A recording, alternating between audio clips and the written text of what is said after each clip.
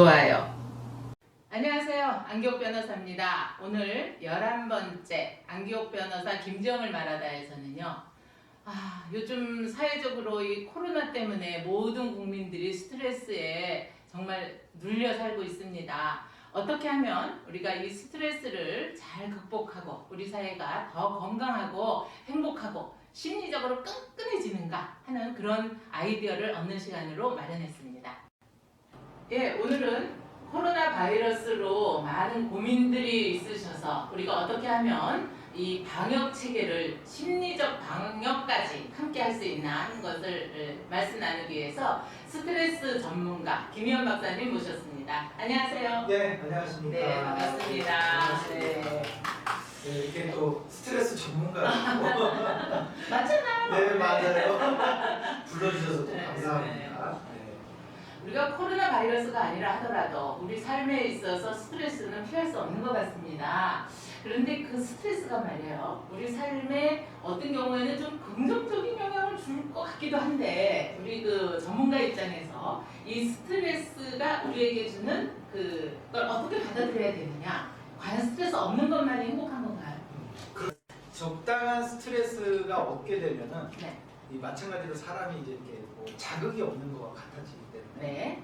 자극이 없어진다는 것은 마치 우리가 어떻게 보면 밥을 먹고 누군가를 만나고 네. 전화를 하고 직장에 가고 일을 하고 이런 것도 다 스트레스의 일종인데 아무것도 없는 상태를 원한다고 해버리면 뭐 일도 안 해야 되는 거고 밥도 먹으면 안 되는 거고 사람도 만나면 안 되는 그런 상황이 그냥 돼버리는 거죠. 예. 그러면 결국은 사람이 그냥 가만히 아무것도 안 하고 그냥 누워만 지내는? 예. 누워있는 것도 스트레스가 누워있는 것도 뭐 무지무지하게 스트레스죠.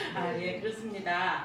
일단은 우리가 스트레스 요인이라고 할 때 그거는 굉장히 좀 나타나는 증상도 다르고 또 똑같은 거에서 또 받아들이는 정도도 다른 것 같은데요. 주로 이제 이 스트레스 반응으로 나타나는 게 어떤 생리적, 그죠? 심리적, 그리고 행동적 반응으로 이렇게 나타난다고 합니다. 예를 들어서 우리가 이런 뭐 어떤 환경이나 이런 보건 때문에 생기는 스트레스가 아니고 예를 들어 뭐 학생들이 시험을 앞두고 있다든가 혹은 뭐 어른도 뭐 승진 시험을 앞두고 있다든가 혹은 우리 부부간에도 그렇죠. 부부간에도 뭔가 긴장된 이야기를 할 때 스트레스 엄청 받을 것 같아요.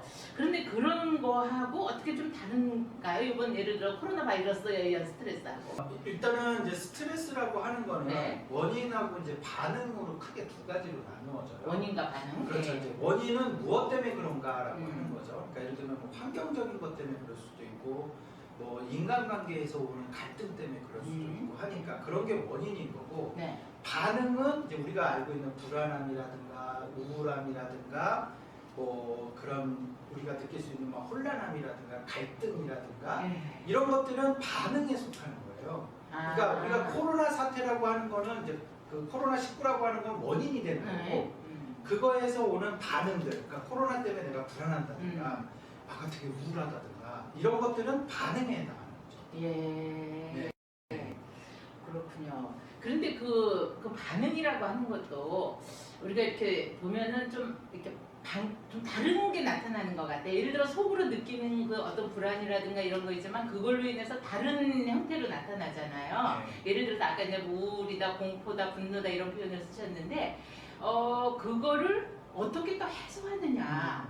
아니 근데 그 전에 오히려 저도 변호사님한테 여쭙고 싶은 게 생겼는데 갑자기 예, 갑자기. 아니, 그러니까 변호사님도 그런 어려운 무슨 사건이나 이런 뭔가 재판이나 이런 거 있으실 때 네. 그런 어떤 좀 그러니까 스트레스?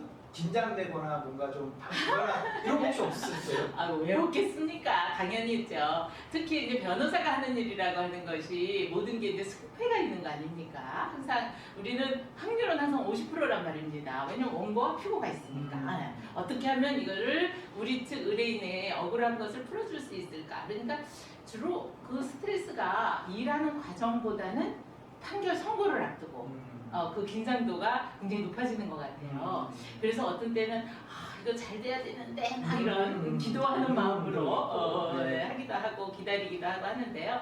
또 이제 보면은 저는 일을 할 때요. 스트레스에서 부정적인 것보다는 긍정적인 걸 더 많이 이렇게 좀 찾아내는 그러니까 예를 들어서 의뢰인들하고 상담할 때도 의뢰인들이 너무 막 불안해하고 자기 처해 있는 상황에 대해서 힘들어하고 그런단 말이에요. 근데 네. 제가 같이 힘들어하면 의뢰인도 같이 예. 힘들어. 예. 그러면 저도 일이 안 돼요. 그렇죠. 그래서 가능한 한 그분들한테 드리는 말씀은 우리가 할 수 있는 건 최선입니다. 그리고 그거에 따른 결과는 우리 결과 나오고 생각하면 시간도 많지 않을까요? 그러면 의뢰인들이 변호사에 대해서 변호사님이 이렇게 심리적으로 안정을 시켜주니까 네네 훨씬 더 그 신뢰 그런 게 높아지는 것 같아서 그렇게 저도 이기고 있답니다. 근데 이제 지금 변호사님이 굉장히 좋은 그 말씀을 주셨는데요. 네. 이제 코로나 19라고 하는 이 지금 사태도 마찬가지고 네. 변호사님이 지금 법정에서 지금 느끼셨던 그런 부분도 마찬가지인 것 같아요. 그러니까 아까 좀 말씀을 드렸지만 원인이라고 하는 그 자체는 변화하기가 어렵습니다. 예를 들면 재판을 해야 된다 그러면 그 재판 자체를 우리가 안 할 수는 없는 거고, 그 다음에 코로나19 사태가 일어났어. 그럼 이거 자체는 어쨌든 일어났잖아요. 그렇죠. 이거 자체를 우리가 어떻게 할 수는 없는데, 예를 들어서 변호사님처럼 나도 이렇게 같이 우울해지고 같이 이렇게 힘들어하면은 의뢰인이 힘들어하니까 네. 그러면 안 될 것 같아. 그래서 나도 긍정적인 모습을 좀 찾아봐야 되겠어. 장점들을 좀 찾아봐야 되겠어. 이렇게 생각을 하는 경우하고, 코로나19도 마찬가지로 코로나19가 발생을 했는데 이거에 대해서 막 내가 너무 불안해하고 너무 긴장되고 너무 우울해하게 되면 이 반응의 크기가 달라질 수 있다는 거예요. 그렇게 되겠죠. 네. 그러니까 어떤 사람은 똑같은 상황에서도 자기가 스트레스 느끼는 거를 10을 느끼는 사람이 있고 100을 느끼는 사람이 있을 수 있다는 거죠. 근데 그것을 가름짓는 게 뭐냐면 생각의 차이, 인식. 네. 그 인지가 그 부분을 결정짓는다. 그러니까 어떻게 그것을 정확하게 받아들이고, 그러니까 어떤 그냥 막연한 공포가 아니고, 그렇죠. 정말 그 사실에 입각한 그렇죠. 요새 팩트체크 그렇죠. 그렇게 해서 우리가 정말 걱정할 거 걱정하고 우리가 그렇죠. 걱정해서 안 되는 건 좀 내려놓고 맞습니다. 제가 잘하고 있는 거죠. 너무 잘하고 있어요. 네, 감사합니다.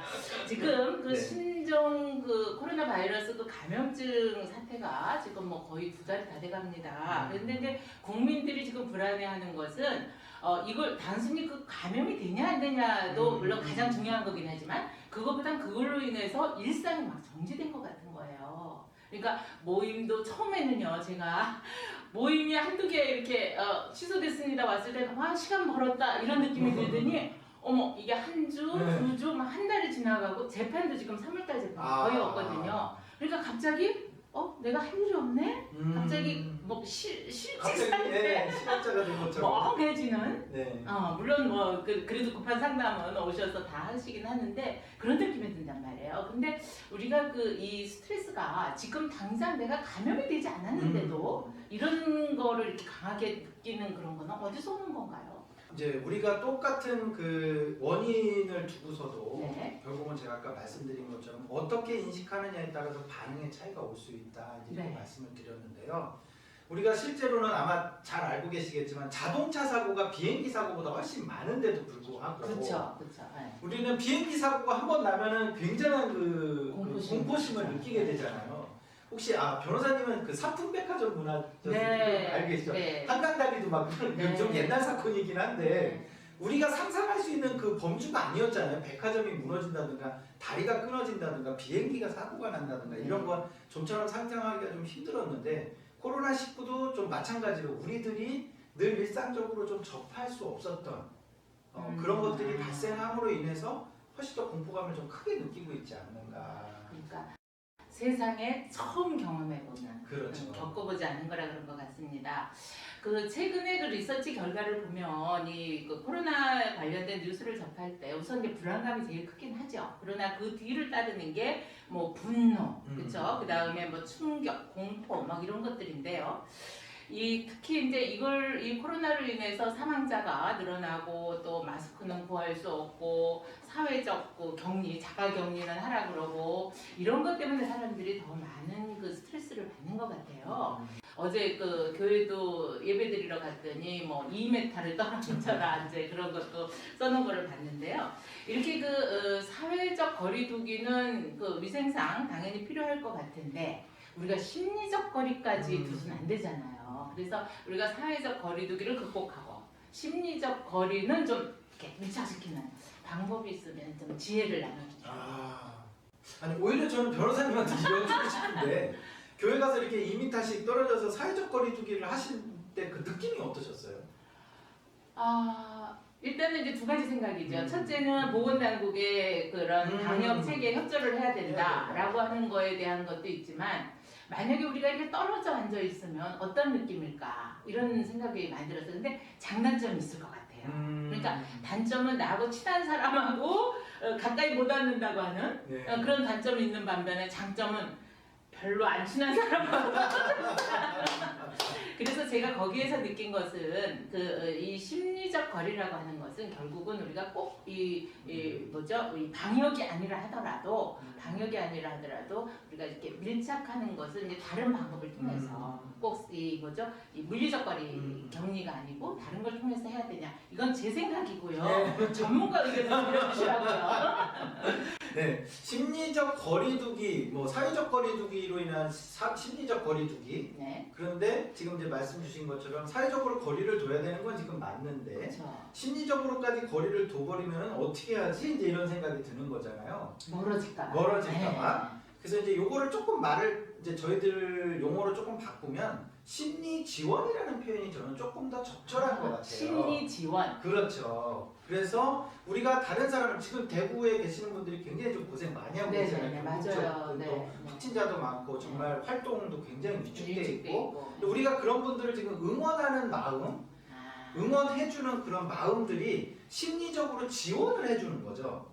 어떤 물질이 아니라 할지라도 우리가 정서적으로 감정적으로 지원을 해주는 것 이것 자체가 응원해주고 격려해주는 것 자체가 심리적 지원이라는 표현을 저희가 쓰거든요. 예. 그래서 거리를 두는 게 실제로 거리를 두는 것이 아니라 심리적 지원이라는 형태를 통해서 우리가 격려하고 응원해주는 것들이 어떤 어려운 상황을 극복하는데 그 무엇보다도 큰 심리적인 힘이다. 그러면 혹시요 네. 우리가 왜 이렇게 그런 기사 보고 이랬을 때 그분들한테 댓글이나 이런 걸로 응원합니다, 그렇죠. 힘내세요, 우리 이길 수 너무 있어요. 좋죠. 네. 그것도 도움이 되는군요. 엄청난 도움이 됩니다. 네, 저도 열심히 올리겠습니다. 예, 그래야죠. 예, 이렇게 또 심리적 거리는 더 이렇게 이런 그 위기 상황에서 우리가 더 끈끈해질 수 있는 그런 그렇죠. 아이디어를 지금 나눠봤습니다.